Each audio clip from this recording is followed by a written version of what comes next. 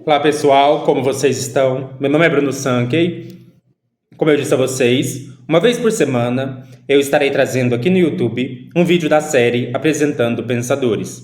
Neste vídeo nós vamos estudar sobre o pensamento de Atanásio de Alexandria, que foi um pai da igreja, e nós vamos considerar sua obra sobre a encarnação. Eu já peço a você que deixe o seu like no vídeo, se inscreva no canal caso ainda não seja inscrito e ative o sininho, a fim de receber novas notificações. Atanásio de Alexandria foi um importante pai da igreja do quarto século. Ele foi muito destacado para defender o cristianismo contra uma heresia, ou que foi considerada heresia, chamado de arianismo. É importante mencionar que arianismo não é a doutrina que nega a trindade ou a divindade de Cristo. Ário, ele acreditava na trindade, ele acreditava na divindade de Cristo, mas ele achava que as pessoas divinas, elas estavam relacionadas numa forma de subordinação ontológica. Então, Jesus Cristo era divino, havia uma trindade que incluía o Pai, o Filho e o Espírito Santo. No entanto, nessa trindade havia uma hierarquia ontológica e o Filho, ele havia sido criado por Deus, o Pai. O Atanásio de Alexandria foi um importante crítico das doutrinas de Ário. E ele afirmava, portanto, a doutrina de que Cristo Jesus é plenamente Deus. Deus consubstancial com o Pai, da mesma divindade, do mesmo grau de divindade, ontologicamente igual, no sentido de ter uma divindade consubstancial com o Pai. E no seu livro sobre a encarnação, o Atanásio de Alexandria vai defender a doutrina de que o verbo ou logos, que é a segunda pessoa da divindade, se encarnou. Então, na trindade, nós temos Deus o Pai, Deus o Filho e Deus Espírito Santo. E a segunda pessoa da trindade, que é Deus o Filho, é chamada de Logos. Por que a segunda pessoa da trindade, Deus o Filho, é chamada de Logos? Porque Deus é puro intelecto. E Deus, pensando a si mesmo, gera o pensamento eterno. O pensamento eterno de Deus, o pensamento pelo qual Deus pensa a si mesmo, esse pensamento eterno de Deus é o Logos. Nós dizemos que Deus é intelecto puro. E como intelecto, aquilo que Deus pensa deve ser aquilo de que há mais dignidade. Se Deus é o ser com maior grandeza, aquilo que Deus pensa precisa ser aquilo que tem maior valor ontológico, maior grau de grandeza. E é por isso que quando Deus pensa, sendo intelecto que pensa, ele pensa a si mesmo. E Deus está sempre pensando a si mesmo. E pensando a si mesmo eternamente, Deus eternamente gera o pensamento eterno. Esse pensamento eterno é o Logos. Então, Logos significa o pensamento eterno de Deus. Esse pensamento eterno de Deus é a segunda pessoa, ou a segunda hipóstase, ou a segunda subsistência da Santíssima Trindade, que é Deus, o Filho, chamado de Filho porque ele é gerado por Deus o Pai, chamado de Logos porque ele é o pensamento eterno de Deus. E é a partir desse Logos, desse pensamento eterno, que Deus cria todas as coisas. Por isso nós dizemos que para o cristianismo, a criação de todas as coisas é creatio ex Logos. As coisas são criadas a partir da substância do Logos.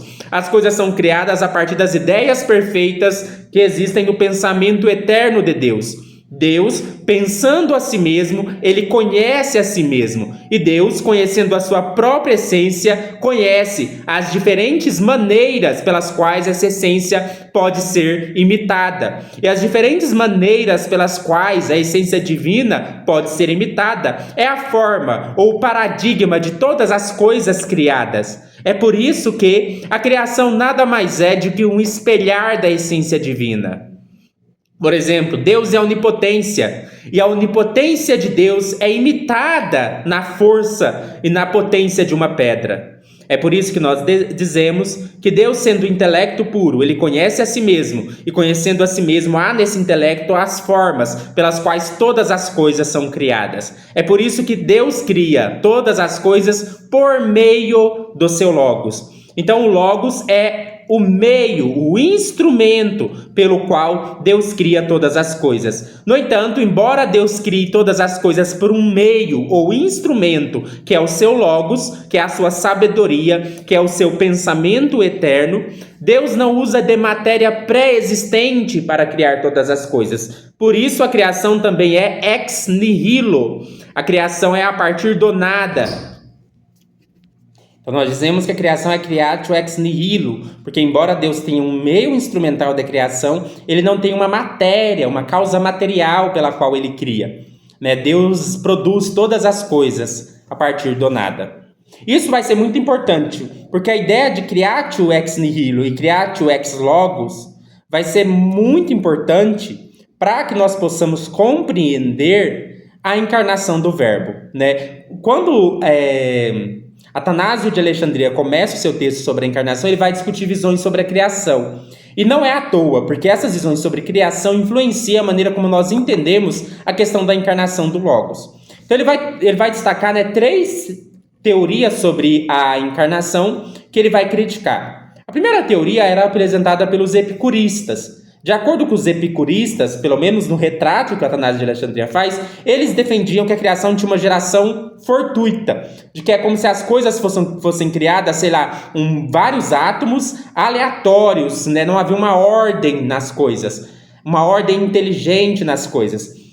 Isso talvez seja um pouco de espantalho, acho que os epicurianos aceitariam uma certa ideia de um logos organizador, mas, no entanto, pelo menos no retrato que Atanásio de Alexandria faz, é como se os epicureus apresentassem a ideia de uma criação fortuita.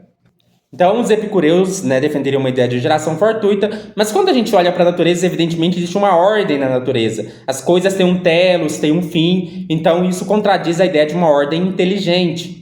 Outra teoria que ele vai criticar vem do platonismo. De acordo com Atanásio de Alexandria, Platão acreditava numa creatio ex materia. E essa ideia de uma matéria pré-existente, diz Atanásio de Alexandria, limita Deus, porque são seres humanos que precisam de matéria para criar as coisas. Eu, Sankey, não consigo criar nada do nada. Então, se eu vou criar uma cadeira, eu não consigo fazer assim e haja cadeira. Não, eu preciso de madeira. Eu preciso de madeira para criar a cadeira. Deus não. Deus ele não precisa de matéria para criar as coisas. Então, essa ideia do platonismo de que Deus precisa ou de que Deus trabalha com uma matéria pré-existente quando ele cria as coisas, limita Deus. Porque até mesmo inclui na realidade algo que não seria dependente ontologicamente de Deus. Uma terceira teoria, hoje a gente chamaria de gnosticismo, não existia esse termo na época, mas os gnósticos, as pessoas que defendiam a gnose, defendiam a ideia de que o mundo foi criado por um demiurgo. E o Atanásio de Alexandria vai dizer que essa doutrina não é bíblica, Evidentemente, a Bíblia apresenta o Criador, Deus o Criador, como Deus perfeito, que trouxe todas as coisas à existência. Mas os gnósticos falavam como se uma divindade inferior, imperfeita, houvesse criado as coisas e chamavam essa divindade de demiurgo. No entanto, os cristãos aceitam a Bíblia Sagrada como uma revelação de Deus, incluindo o Antigo Testamento, e aceitam a verdade de que Cristo ensinou que o Deus do Antigo Testamento é o seu Pai. Portanto, essas 3 doutrinas são refutadas ou criticadas pelo Atanásio de Alexandria, que adota uma 4ª alternativa, que seria a doutrina ortodoxa ou cristã ou correta, segundo a qual tudo foi criado ex nihilo através do Logos. Então, creatio ex nihilo através do Logos. No entanto, depois que Deus criou todas as coisas por sua palavra, Deus criou um ser de liberdade, criado à própria imagem do Logos. Nós somos seres de Logos, nós somos seres racionais, nós somos seres que pensam, nós temos intelecto. Então Deus cria um ser que é a imagem do seu Logos, que é a imagem do Verbo, que é um ser também que pensa, que também é dotado de pensamento, de intelecto. E esse ser que pensa somos nós, os seres humanos. Deus nos criou e nos criou também com liberdade, porque todo ser intelectual também é um ser volitivo, todo ser de intelecto também tem vontade. O ser humano, portanto, é um ser capaz de vontade, mas tendo uma vontade, o ser humano é capaz de livremente escolher se afastar de Deus. E foi isso que aconteceu com os nossos primeiros pais, Adão e Eva. Deus deu a eles a ordem da obediência, mas eles caíram no pecado. A criação perfeita de Deus, portanto, caiu no pecado. E aí que aparece a necessidade da encarnação do Verbo. Porque se a criação caiu no pecado, a criação precisa ser redimida. E essa ideia de remissão da criação, de redenção da criação, é considerada uma espécie de recriação. Mas só um ser é capaz de recriar. Já que Deus criou todas as coisas por meio do seu Logos, Deus também só pode recriar todas as coisas por meio do seu Logos. E aí, o Atanásio de Alexandria vai destacar, quatro propósitos da encarnação do Verbo. Então, vamos considerar, de acordo com o Atanásio de Alexandria, quais são as 4 razões pelas quais o Logos se encarnou. A primeira razão pela qual o Logos se encarnou é deter a praga do pecado, que é a morte. Qual que é a consequência do pecado? Nós lemos em Romanos que o salário do pecado é a morte. Então, se o salário do pecado é a morte, nós temos que entender que o Logos se encarnou para deter a mortalidade. Então, eu vou ler o que o Atanásio de Alexandria diz. O Verbo, já que somente a morte poderia deter a praga, tomou um corpo mortal que, unido a ele, deveria valer para todos e, ao participar de sua imortalidade, deter a corrupção da raça humana. Então, o Verbo se fez carne para que o Verbo imortal habitasse um corpo mortal e, assim, morresse e vencesse a morte pela imortalidade.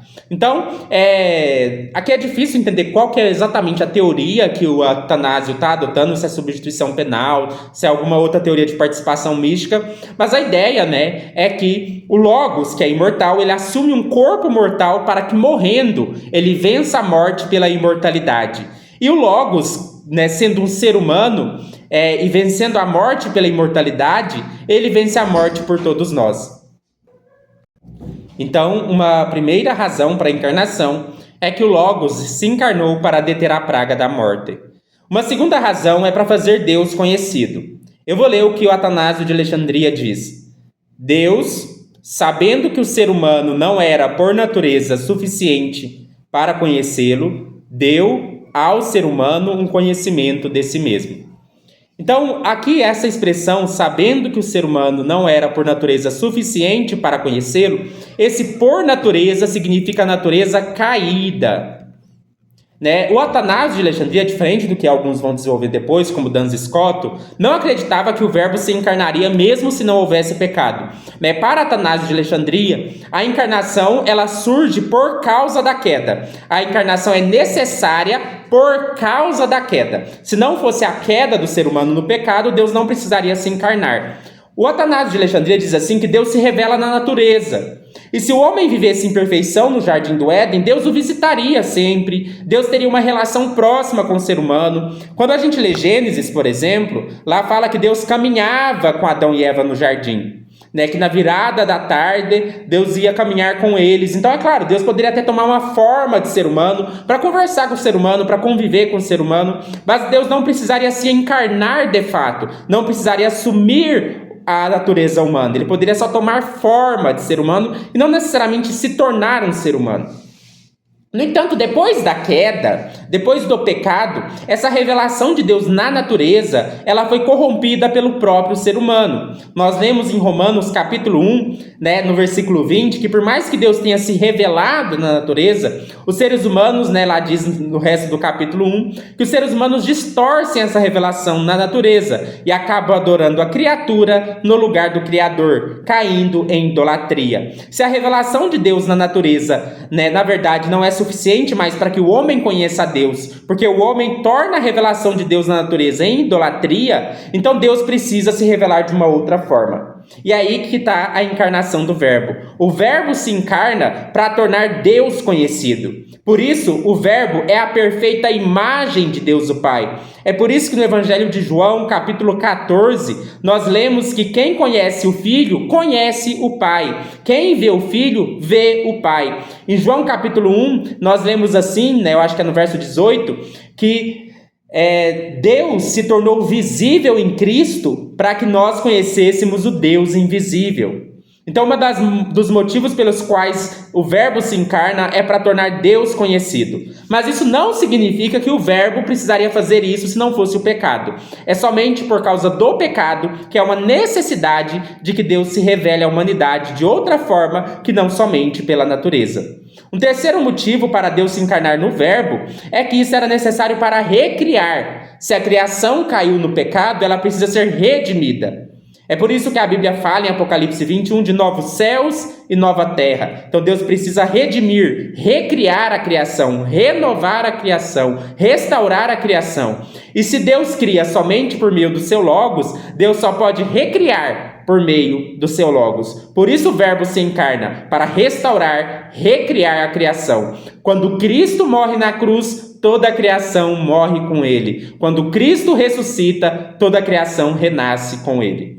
Por fim, um quarto motivo pelo qual o Verbo se encarnou é para que Deus possa ser o nosso representante diante de Deus o Pai. Porque depois que o Verbo se encarna, o Verbo é eternamente Deus e homem. E ao se apresentar diante de Deus o Pai, o Verbo não está ali somente como Deus. O Verbo também está ali como homem, como representante federal da humanidade.